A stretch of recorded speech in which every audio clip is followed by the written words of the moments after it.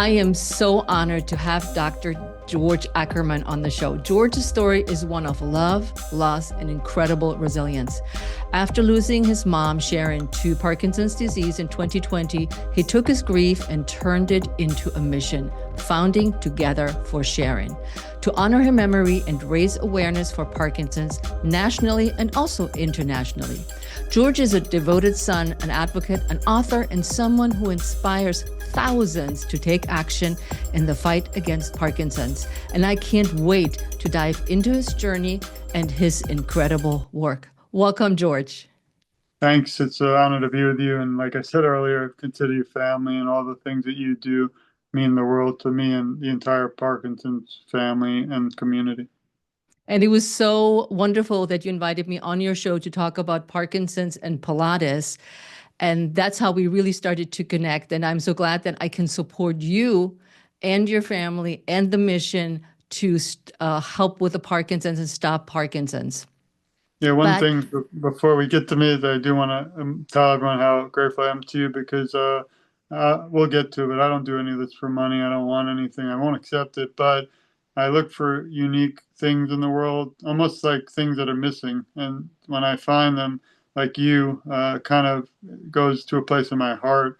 It means the world because I don't see enough with Pilates and Parkinson's and slowing the progression.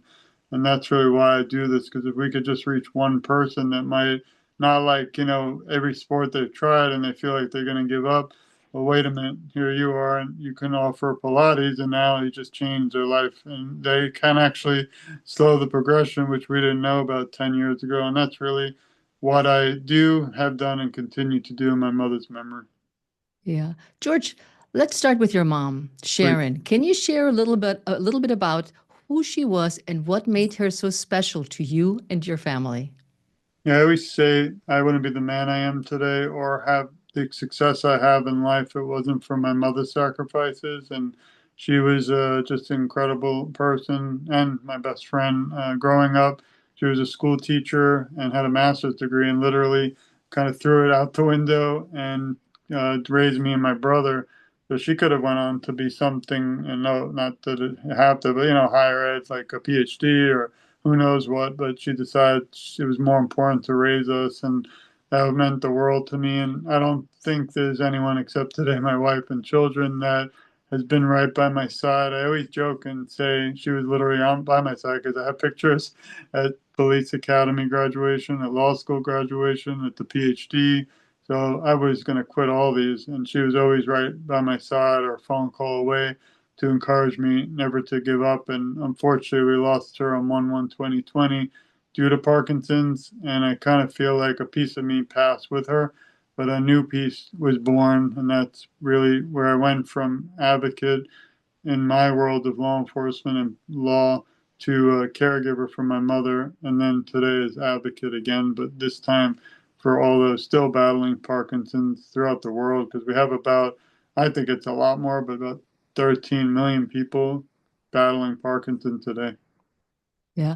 Now, for people that don't know what Parkinson's is, everybody's heard about it and everybody knows the purple color and its significance. But I know so many people don't know what it is, how it manifests itself, and what are the signs to look for. I think the hardest thing with Parkinson's is that no one really knows, and that's why there's no cure today. But we have made some scientific progress, which is good news, but it's the fastest growing neurodegenerative disease in the world. And I hate saying it because when I started, what we did is built a website called togetherforsharon.com in memory of my mother. And I only thought there'd be a few people visit, and I would have been fine with that. But we've had over 50,000 people visit the site. And it's just part of me, again, doesn't like that because we've had so many, because it's either my advocacy is nice or sadly, the rate of diagnosis is increasing, and that's not something you want. I myself, even, I don't talk a lot about it. I don't know if it's just because I'm a workaholic, but lately I've been having a lot of twitching in my left. It's been 3 months. My left cheek and my hand has been a problem. But again, I honestly, between us and the audience, I think it's more working too much. But I'm going for a DAT scan myself, which is what they use now to see if you have or possibility of Parkinson's, and kind of paranoia too, because my mother had it, and I've interviewed a lot of people, as you know, around the world now for Parkinson's, and many have it in their family, but there's no proof it's genetic. So to answer again some of your question, many, and I believe really big time that it's an environmental disease where my mother had a beautiful home for her lifetime, but for 20 years she had mold, she had termites, and back 12 years ago, it's horrifying what they sprayed in the homes. Even today, I told my wife the other day, it just hit me out of nowhere why the bug companies in Florida do not go into your house. So they only spray external. I never even realized it's because of that thing, not Parkinson, but they're spraying our homes, our children, our animals with horrible things. So from environment to food to diet to exercise are all different methods we think that either can combat it or possibly, cause Parkinson. But what is the sign when I look at, and we've talked about this, but Yeah. my listeners and I haven't talked about this because I have you as the expert and advocate here. Is like how would you notice in a person that they might or suspect that they have Parkinson's? Yeah, they do believe, and I also am a proponent that there's 5 stages. The first one, well, my mother's first sign, and everyone's different. That's a big problem because we can't really say. We could just kind of summarize, but she had a lot of stiffness in her left arm, so she had it for 15 years, but the last four it started to show. For 7 years, she didn't really tell us, so I didn't even know it. I thought it was just a word, Parkinson. I didn't even know it was a disease. We don't know if it's because she wasn't really sure what it was, if the doctors weren't, or she kind of felt more shame and didn't want people to know, because it really changes your life for the worse depending on how it progresses. The big problem with answering that question is its progression is different for everyone. There are people at 90 still alive, and they have Parkinson's, and it does prevent them to have certain daily activities, but they're still with us. Unfortunately, others have passed at 50 and 55. My mother was only 69. The last 4 years was something I can't even talk about, so we put it in a book. But she went for a special trial at a university, which I don't name because I don't blame them. I blame the disease. And that night, for some reason, I got a call. It was 4 a.m. I don't know if they changed their medications too drastically, which still not sure today. But I got a call from my father in New York, and we're in Florida to rush over my mother's house at 4 a.m. When I arrived, and I'm trained in law enforcement, but not for this, she was moving her furniture out of the home. And I asked, why are you doing that? She said she was in fear that Nazis were in her home and they're going to harm her. And that's where we discovered, delusions and hallucinations associated with different types of bad things from medications to Parkinson's. And that's where, from literally the fourth year downhill, went a spiral into things I've never seen again, never want anyone to. But some of the areas are, some people have external tremors like Michael J. Fox, but not everyone.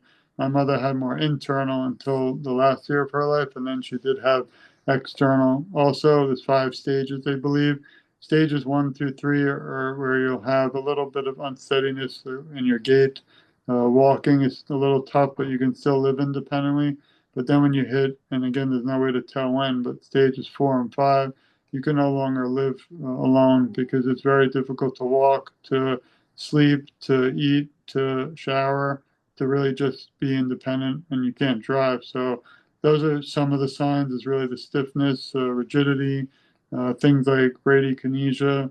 And again, I could talk a lot more in science, but I don't want to bore you. It's not, No, it's it's just so the different. idea, what is it to look for? And we've talked about this on your show with my client that has Parkinson's, and her signs were really tremors in the head and the leg. Yeah, And that's a her legs problem. were, No, the yep. problem is it's this, that individual could have that, but others have others, and it's so complicated. My mother kind of was frustrated, to be honest, because she had more internal tremors. So she had Parkinson's and was struggling, but if you looked at her, you didn't see her, shaking, and that made her even more upset because she felt like people didn't believe her. So very complex and interesting and tough disease. So when you look at the situation with your mom, you were her caregiver. What were the biggest challenges you faced while supporting your mom in her battle with Parkinson's? And how did you balance your well-being during that time? Yeah, the hardest thing was every day we tried something, it felt like we went backwards because it just didn't work. We tried 15 different neurological or neurologists. We tried everything from medical marijuana license, which was really funny and odd story because I'm in law enforcement, but Florida, it's legal if you get an ID. But that was a really weird. I wrote about that. We tried, massage therapy, occupational, every therapy in existence. We didn't try Pilates, but I don't think she would have been able to do that. We even tried music therapy, but unfortunately, it just kept progressing. I am not a, I am a, was a caregiver and I write a lot about it, but wasn't the best role model as a caregiver or advocate. So the reason is I didn't, we were told by 15 professional doctors licensed that she wouldn't die of Parkinson, she would die with it. So in my mind and my family, we didn't know she wasn't going to be with us. And as I saw her kind of, I hate using it, but deteriorate because that's really what happened. She went from about a 160 or 50-pound woman, 5'4", to almost bone thin by the end, and that was even after we tried, different foods and health, and then gave up and just got chocolate cakes because she loved them, and nothing would work. We're actually working now on a documentary. The last year of her life, I filmed the video and film of her, and I never shared it because I didn't want her to be remembered by it. But I felt that we need to start possibly a little of it. I still don't want to. That's been a struggle because, I mean, she went again from a beautiful, happy, pleasant life to something where the last 7 days of her life she was bedbound and didn't breathe. I mean, she had a heartbeat but had no other functions at all. So again, to answer that, as an advocate, you're supposed to take care of yourself first. Even today, I don't do that because every time I think of my mother and what she went through, I feel there's someone out there that I don't want to go through this. So if I could just reach one person a day, even to make someone aware, then I've changed the world for the better. And everyone I meet, like you and your listeners, helps me remember my mother, but keep her memory alive. And as a caregiver, again, I didn't know when she would pass, so she only felt safe when I was with her, but I didn't want her to ever not feel safe. I like that you shared that because that's a perspective that is not offered that many times when I talk to caregivers or people that help with caregiving or finding people that care give for somebody. This never is a part of the discussion that it's like, I just want to be with that person. I really don't worry about me, but what's more important is being with her. And she felt safe when I was with her. Yeah, I mean I yeah, I agree, and just it's very frustrating. I always say I feel like a nail and a hammer just kept hitting me down and down and down, and even now I'm still grieving 5 years later. Yeah. You know, um, your mom's passing, after your mom's passing, you turned your grief into action by founding Together for Sharon. Can you share how the idea came about, which is pretty obvious, but still it's your journey and what the journey of building this movement has been like for you and your family? Because you're not doing this movement all by yourself. Actually, I am. It's a sad thing. My wife is a big support, but I usually spend countless hours, some nights not sleeping, thinking about everyone still, but also missing my mother. And that's really is by myself. I was raised to sacrifice a lot of yourself to help others. Before my time in advocacy, I was became an attorney, worked at the prosecutor's office for my internship, and worked at a lot of different types of law, but criminal and business, and then did my police academy, became a police officer, and I'm in a reserve since 2006. I've never been paid a penny. I just put my life on the line to help serve the community. Then I did my PhD in criminal justice. So today I teach around the country police, but a good part of my life. I was born in Brooklyn, New York, and grew up in crime areas. So I always wanted to help victims of crime, and I didn't know how to do it.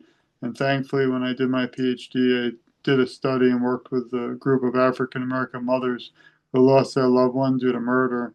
And it's almost kind of odd and eerie that it's similar to the Parkinson's community. Obviously, no one is taken because of crime here in the Parkinson's community, but those mothers who lost a loved one couldn't, it's hard to reintegrate themselves back into society. but they did it through community support and faith.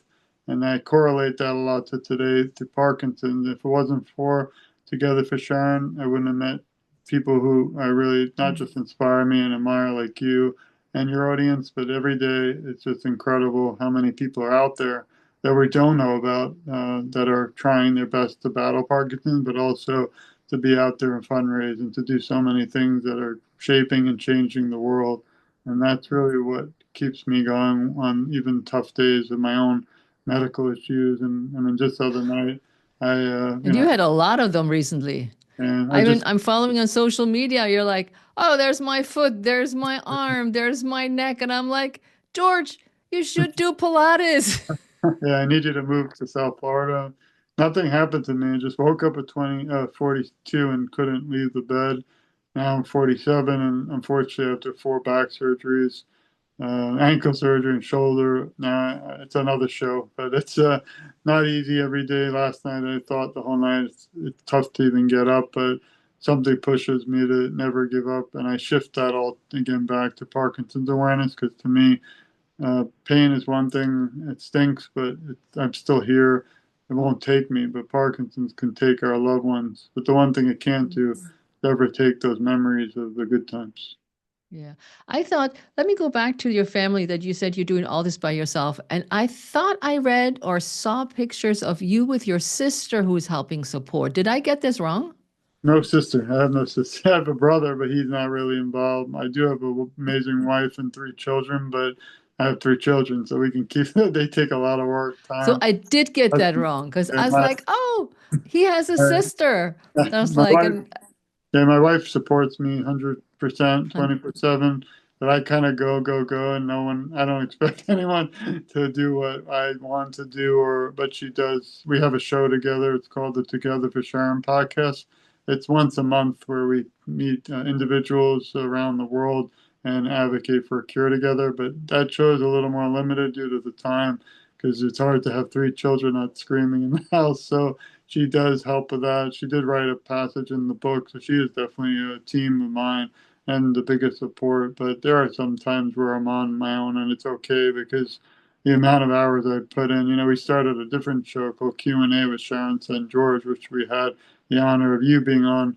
That's I like that because it's one on one and get to just really talk about like we're doing now, but on Parkinson's. And I have to tell you, I started about 3 months ago. I wanted to do one show a month. It's become 80 shows a month, and it was hard because you don't. I'm not doing this for likes, but I do want it to reach the world. I don't accept money for it, but it kind of stinks when you don't get people sharing it. So all of a sudden, I don't know what happened. I won't name names because I don't want to jinx everything. But we're now booked till 2026. But we have over 30 of the world's most renowned neurologists for Parkinson's coming on the show. And I am so excited and honored because I think this has to be done and what they're doing has to be out there. We also have a few CEOs of major Parkinson's organizations that I never dreamt. I mean, I won't again get too detailed. One of them told nope. me, not him, but one or she, he or she, but one of them told me, no, we're not interested a few months ago, and all of a sudden their CEO's coming on. So I don't know why or what happened, but it's just a It beautiful. doesn't Yeah. It doesn't matter what happened. You were persistent, George. And that's what happened. You're pushing a very important message that you so believe in. And people see how much energy and passion and compassion you put in the topic. And they can see that it's not just a one and done, oh, I'm going to be a celebrity talking about Parkinson's. No, you really live and breathe it. And you also deserve that being recognized for all the work you do. And that pivots me a little bit to your books. And I want to talk about the book, A Son's Journey from Parkinson's Disease to Caregiver to Advocate. What do you hope readers, and he's holding it up right now. So guys, you got to watch the video, the recording, because we see another book in the screen as well, Thanks. which we talk at the end. What do you hope the readers will take away from your story, and who would benefit the most from it? Yeah, like we started, I didn't really want to write books. The reason I wrote the one with my mother is I wanted her journey to be shared and known. I kept, like I mentioned earlier, a journal the last year of her life because I can't really talk about what I saw. And I decided all of a sudden, what's missing in the world? And I was shocked to tell you, as a friend and on the show and everyone listening, and I always challenge everyone, if I'm wrong, please email me. But I couldn't believe there isn't one book from a son who lost a mother in the world, like literally the world, about Parkinson. So I said, this is time. And I didn't think of any better way than to share my journey as a caregiver to advocate today and also embed her life into this important book. And that's really why I decided to do it. And it's for anyone, and it doesn't have to be Parkinson, but anyone out there who lost a loved one due to any disease, because it's an emotional show, and we're like, I hope someday someone would turn into a movie. And I wouldn't accept anything from it. I just think there's so many things out there, Hallmark and all these channels, Oprah, but there's nothing for Parkinson's at all. And I just think it really, if you read it, everyone out there, it comes to life. And it's also a tough book at some points, but also inspirational, because at the end, I'm still here, I'm still fighting in her name, but for everyone out there. So that's my passion, and my favorite book forever will be that one.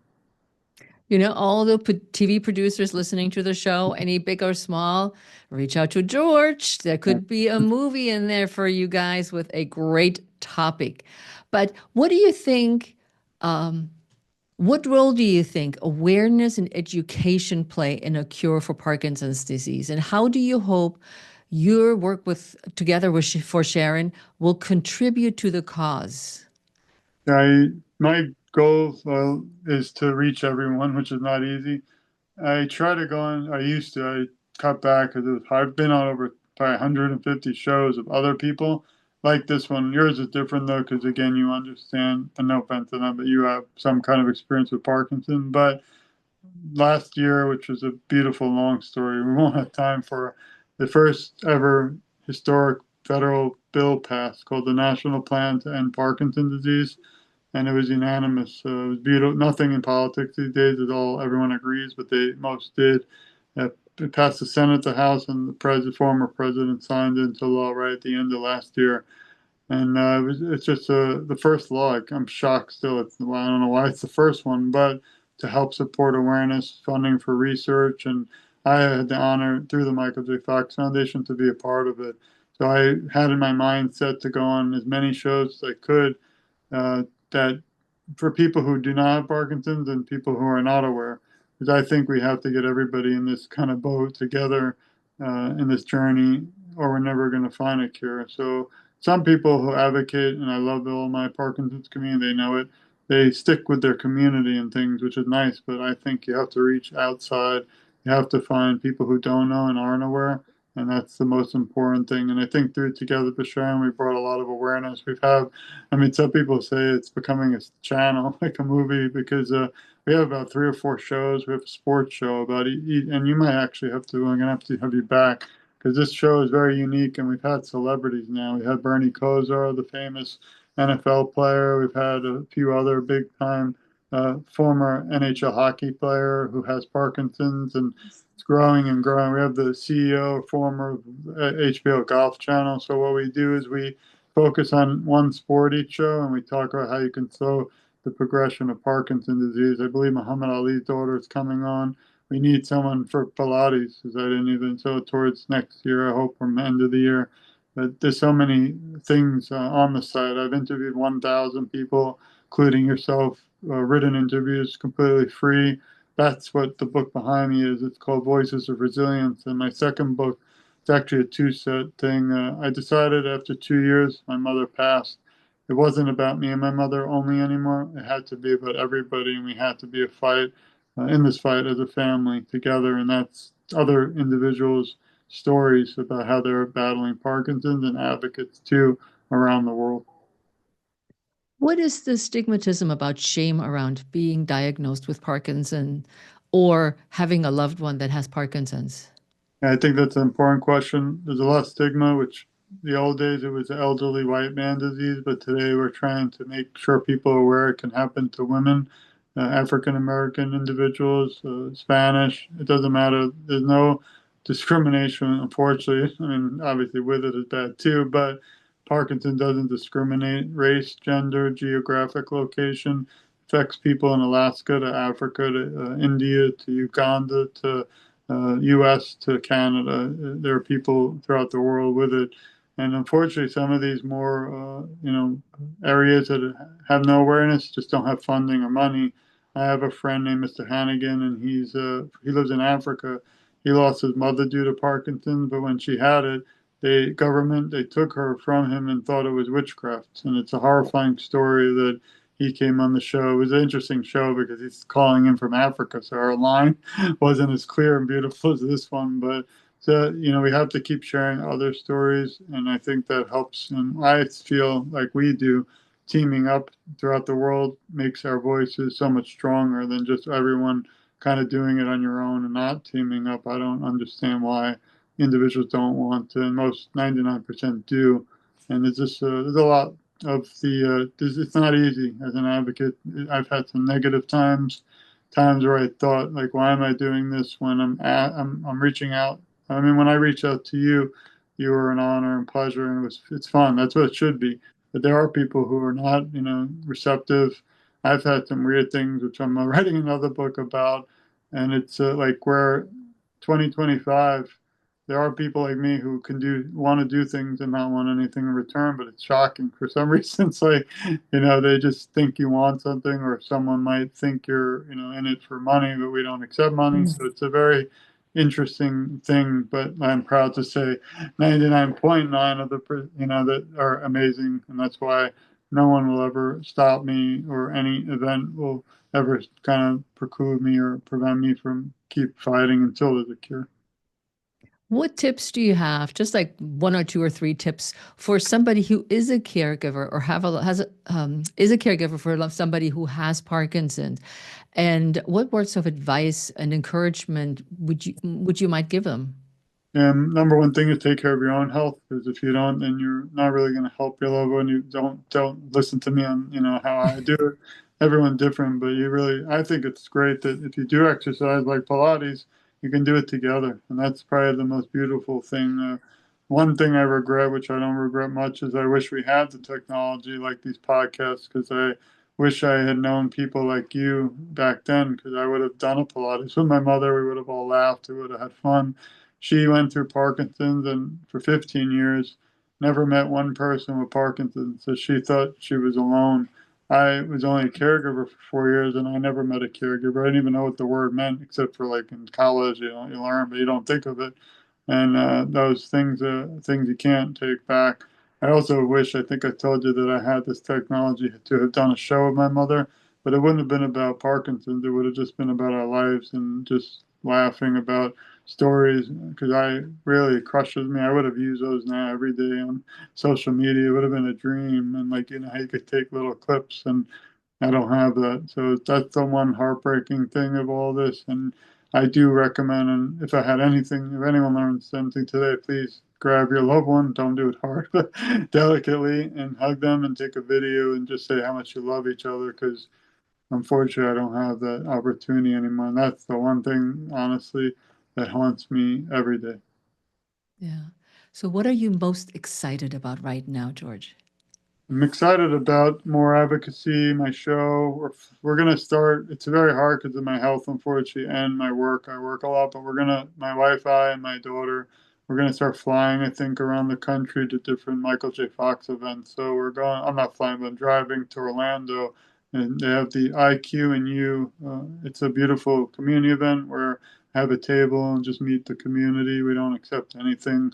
And then I don't know if we can do it all, because again, it's very difficult, but my dream would be to fly to Boston, Chicago, Washington, and New York, which we went last year, to different Michael J. Fox walks for Parkinson.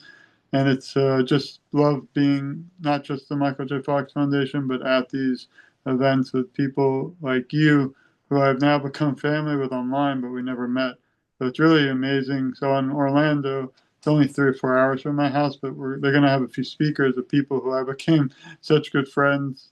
We text all the time, but we never met.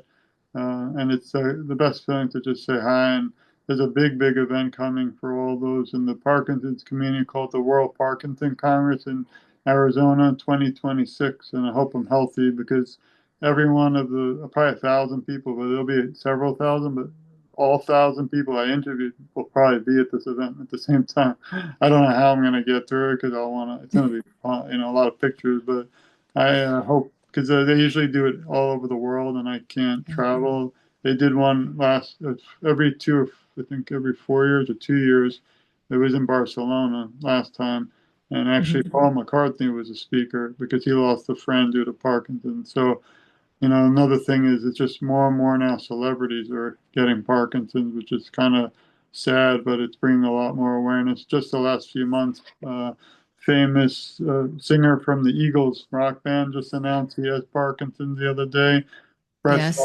Brett Favre, the legendary football player, announced. Ryan Reynolds doesn't have it, but his father did, and he talked about delusions and hallucinations. And there was even a talk about former President Biden, which again I can't confirm or know, but just having that talk brought the word Parkinson's disease around the world and brought a little awareness. It's growing, unfortunately. It is suddenly becomes not such a scary word. I don't know anything about it. I Right. become familiar with it. I see there's signs. I see the words. So I think what you said in the beginning of our interview, I don't know, I've been doing this and nothing has happened for a long time. And now you're reaping the benefits of your efforts that more and more people want to be involved, come out and say, I have Parkinson's, or a loved one with Parkinson's. And when you're in Washington, if you come to Washington, then we'll get to meet for the walk because I live just outside of Washington, D.C. Nice. And then we're going to meet together. I George, would thank you so much for coming on the show, sharing all this important information and your story and your mom's story. So thank you so much for being here today. No, I appreciate it. And if anyone is interested, if you go to togetherforsharon.com, you can see all the interviews free, can purchase any of the books. The latest one, which we have to come another time, is something very, very important to me. And it's actually about the world of law enforcement and police and how there's a lack of awareness for Parkinson's disease throughout the United States. And I think that this book should be very, very important. Again, I'm not looking to about sales and things, but we have to get the word out because as we started the show, Parkinson's is an involuntary movement disorder and disease. And if someone is driving, safety becomes a major issue. So if people with Parkinson's aren't properly aware of how to react when they're pulled over by police for a minor ticket, and if police aren't trained properly, it's going to end very badly. And that's really my dream is to have the word Parkinson's disease added to every police academy across the country, but unless I have everyone out there supporting it, sharing it, and talking about it, it'll never happen. So I just want to thank you again for your time and friendship. And I always say this is not the end. We have to keep this conversation going. Everyone, please share that and support this amazing show because the only way we're going to end Parkinson's and find a cure is through awareness and everybody listening today. So thank you again. Thank you, George.